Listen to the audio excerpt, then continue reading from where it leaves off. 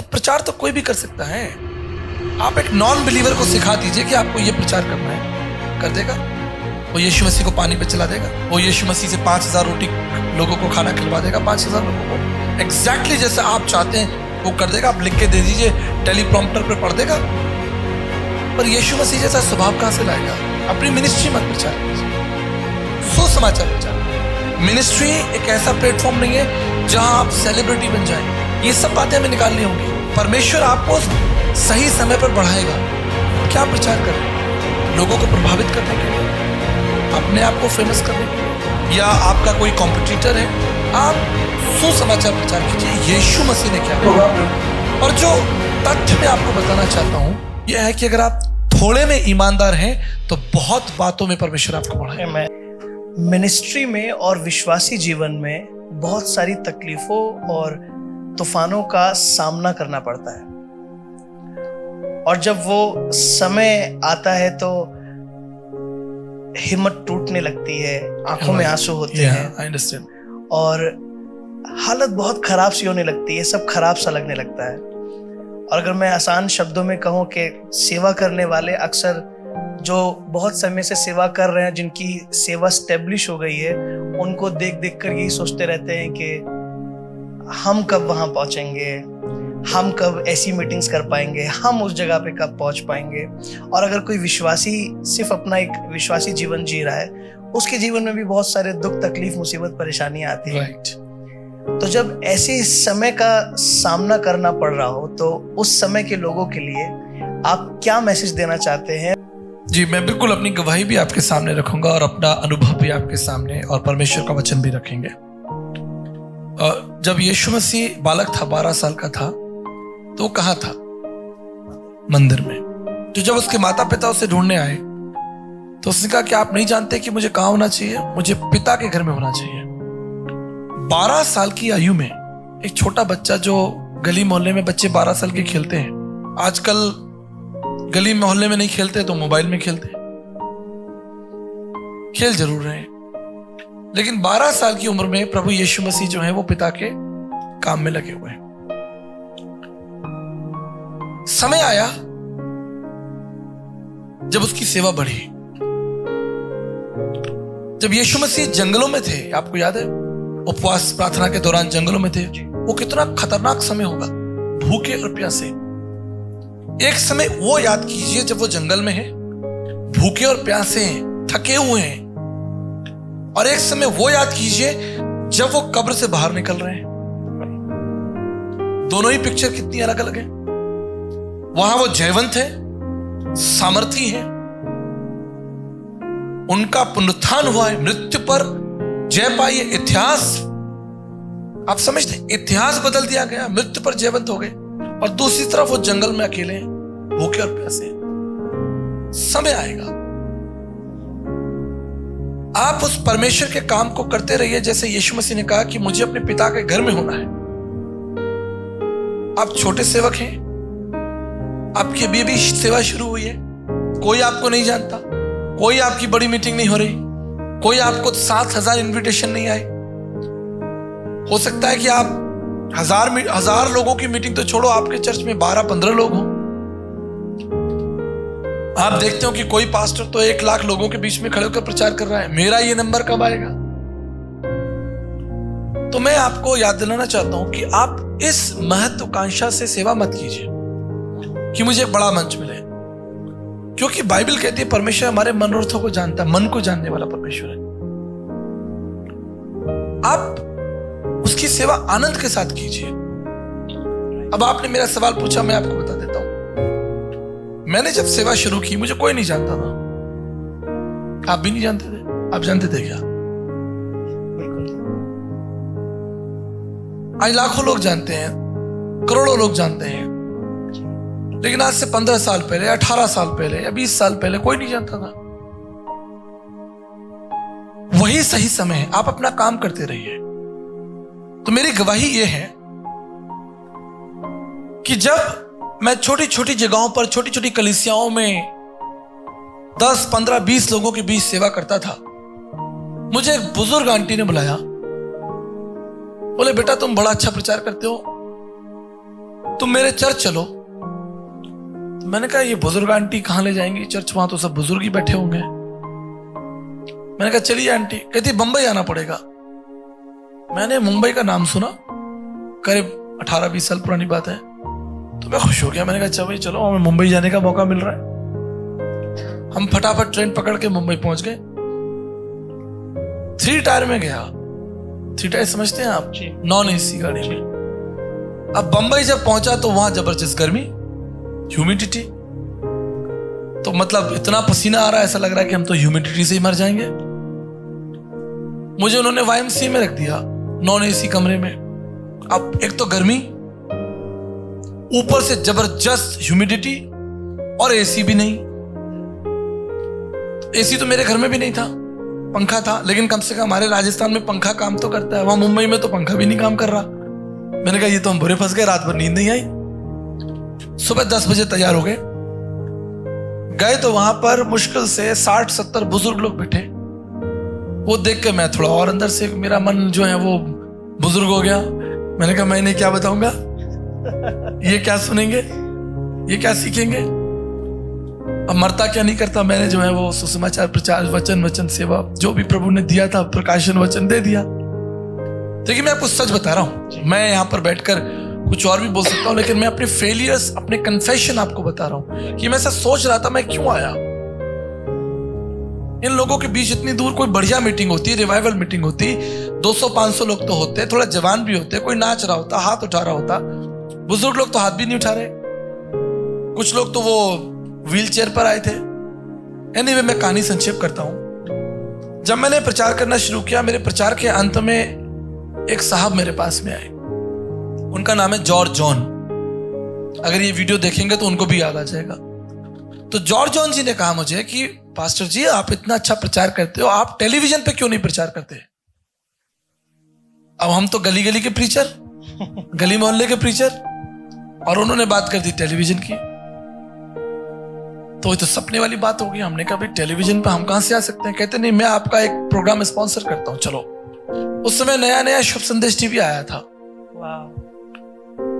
तो हमारा जो है उन्होंने, और भैया वो प्रोग्राम रिकॉर्ड करके हमने जो है शुभ संदेश में भेज दिया। और क्रिसमस से एक दिन पहले वो प्रोग्राम जो है 24 तारीख को टीवी पे प्रकाशित हुआ, सुबह 6 बजे। हम भी बैठ गए अपना प्रोग्राम टीवी पे देखने के लिए। हम टीवी पे कैसे लग रहे हैं, अब जी प्रचार हो रहा है टीवी पे, हम पहली बार अपने आप को टीवी पे देख रहे हैं। बड़ा खुश हुए। नीचे हमारा फोन नंबर था, हमें यकीन नहीं था, हमारा फोन बजने लगा, एक के बाद एक फोन, कम से कम 100-150 फोन आ गए। जिंदगी में पहली बार, मतलब ऐसा सोचो कि मतलब वो 6:30 बजे प्रोग्राम खत्म हुआ, 8-9 बजे तक तो 100-150 मिस कॉल थी, एक के पीछे एक कॉल बैक, लॉक बैक हो गया। अब हम जिससे बात कर रहे हैं, पास्टर जी बहुत अच्छा प्रचार था, ये था वो था। अब लोग व्हाट्सएप डाल रहे हैं, लोग मैसेजेस कर रहे हैं, हमें आपसे दुआ करानी, हमसे ये करना है वो करना है। हम तो बड़े कंफ्यूज हो गए, भाई इतने लोगों से कैसे बात करें। जॉर्ज जॉन जी ने फोन किया, कहते हैं मैं उस समय जवान सेवक था, आज भी जवानी हूं, लेकिन जरा मैं आपको 10-15-18 साल पुरानी बात बता रहा हूं। बोले जी मजा आ गया, तो मजा आ गया, मतलब आनंद आ गया बेटा, आनंद आ गया, आप तो टीवी पे कंटिन्यू रहो। तो हमारा भी जोश बढ़ गया। मैंने कहा भाई टीवी पे कंटिन्यू रहे, कैसे रहेंगे। उन्होंने कहा ये आप चिंता ना करो, मैं आपके पीछे खड़ा हूं। उन्होंने सालों मेरा प्रोग्राम टीवी पर लाने के लिए मेहनत की। आप मेरे जितने भी वीडियो देख रहे हैं यूट्यूब पर पढ़े, उठाकर देखिए, 10 साल पुराने, 8 साल पुराने, 9 साल पुराने, अगर आप में से किसी ने मेरे वीडियोस देखे होंगे, पुराने वीडियो, वो उसी टेलीविजन प्रोग्राम के हैं। और जब वो यूट्यूब पे चला, टेलीविजन में चला, आज तक इनविटेशन खत्म नहीं हुए।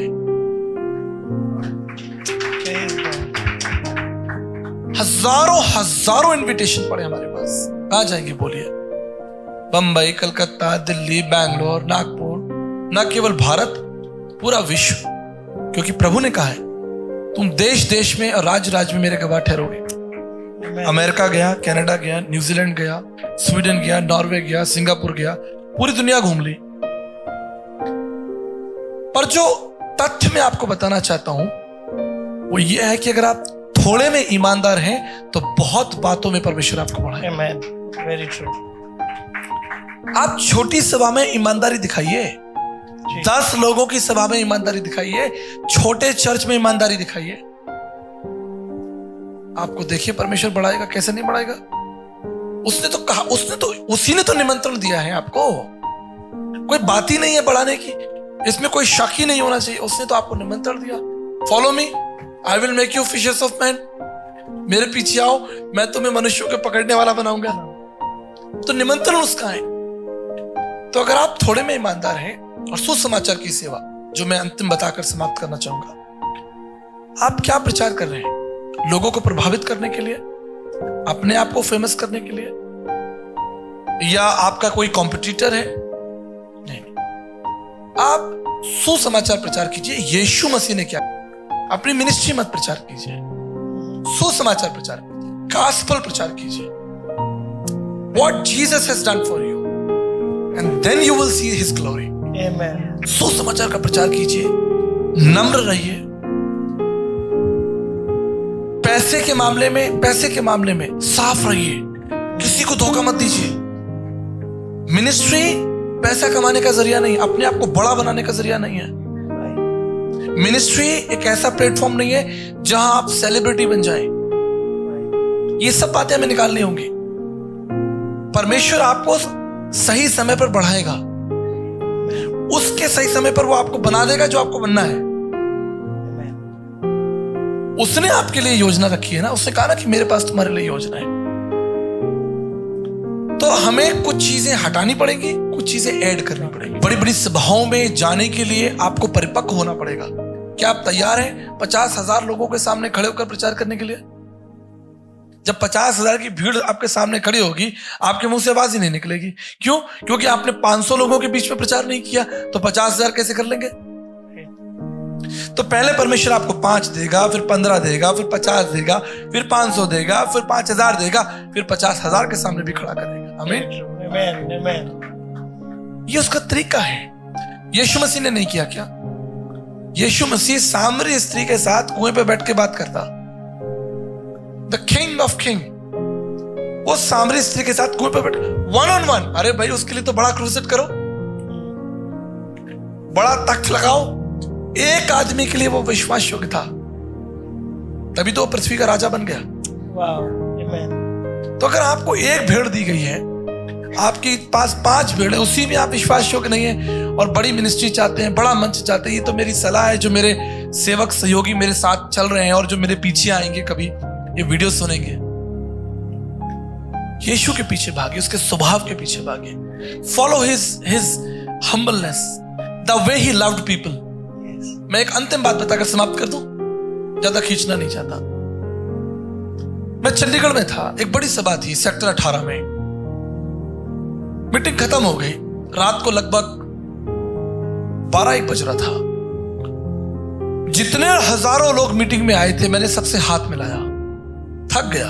प्रचार किया, हजारों लोगों के संग हाथ मिलाया, थक गया। सारी पब्लिक चली गई। लास्ट में जब वहां सफाई हो रही थी और दरियां समेटी जा रही थी और कुर्सियां बंद की जा रही थी, तो मेरे जो ऑर्गेनाइजर मित्र थे उन्होंने कहा कि चलें सर, हम लोग भी घर चलते हैं। मैंने कहा चलिए। तो मैं अपनी गाड़ी में बैठ गया। जब मैं अपनी गाड़ी में बैठ गया, मैं और मेरी पत्नी गाड़ी में बैठ गए, तो गाड़ी जब गेट से बाहर निकलकर हम राइट मुड़े, तो वहां मैंने सड़क के किनारे रात को 2 बजे एक परिवार को खड़ा देखा। वो परिवार उसी मीटिंग में आया था और 2 बजे उन्हें कोई ओला उबर नहीं चलती थी उस समय। 10 से 1 साल 15 साल पुरानी बात है, उस समय ओला उबर नहीं चलती थी। अब ऑटो भी नहीं था वहां। अब वो परिवार खड़ा, पति पत्नी खड़े और उनके संग 2 बच्चे खड़े। मैंने अपने ऑर्गेनाइजर को और अपने ड्राइवर को कहा, भाई गाड़ी रोक ले। कह सर क्या हुआ? मैंने कहा रुको। मैंने कहा पहले ये जो परिवार खड़ा है ना, इनको ऑटो या गाड़ी कोई मिलने दो यार। हमने 3-4 मिनट तक वेट किया और उस रोड पर उस समय कोई गाड़ी नहीं थी। आप जानते हैं मैंने क्या किया? मैं गाड़ी से नीचे उतर गया। मैंने अपने ऑर्गेनाइजर से कहा कि ये ऐसा है, हम यहीं बैठेंगे, पहले आप इनको इनके घर छोड़कर आइए। तो मंच पे तो मैं आपको ऐसे ऐसे लोग ला दूं प्रचार करने के लिए जो MBA होल्डर्स हैं, IITians हैं, या हमारे जो मीडिया के भाई जो बड़ा अच्छा अच्छा बोलते हैं, मीडिया में कितना अच्छा बोलते हैं, सब स्क्रिप्टेड होता है। अच्छा अच्छा प्रचार करवा लीजिए। तो प्रचार तो कोई भी कर सकता है। आप एक नॉन बिलीवर को सिखा दीजिए कि आपको ये प्रचार करना है, कर देगा। वो यीशु मसीह को पानी पे चला देगा। वो यीशु मसीह से 5000 रोटी लोगों को खाना खिलवा देगा, 5000 लोगों को एग्जैक्टली जैसा आप चाहते हैं वो कर देगा। आप लिख के दे दीजिए, टेलीप्रॉम्प्टर पे पढ़ देगा। पर यीशु मसीह जैसा स्वभाव कहां से लाएगा? अनॉइंटिंग कहां से लाएगा? ग्रेस कहां से लाएगा? कंपैशन कहां से लाएगा? सो मिनिस्ट्री का मतलब केवल एक बड़े मंच पर खड़े होकर प्रचार करने का मतलब नहीं है। मिनिस्ट्री का मतलब है यीशु मसीह को जीना।